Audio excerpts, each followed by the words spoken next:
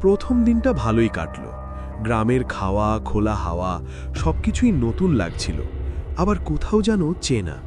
কিন্তু একটা জিনিস তার চোখে পড়ল। সূর্য ডুবতে না ডুবতেই গ্রামটা যেন বদলে যায়।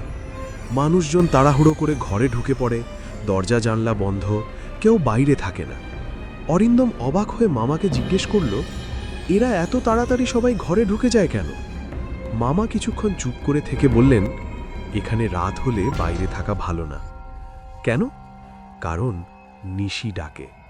অরিন্দম হেসে ফেলল, এইসব এখনো বিশ্বাস করো তোমরা? মামার মুখ গম্ভীর হয়ে গেল। হাসির কিছু নেই, অনেকেই গেছে আর ফেরেনি। তারপর খুব ধীরে বললেন, রাতে যদি কেউ তোর নাম ধরে ডাকে, দরজা খুলবি না, যাই হোক না কেন। সেদিন রাতে অরিন্দম একটু অস্বস্তি নিয়েই শুতে গেল।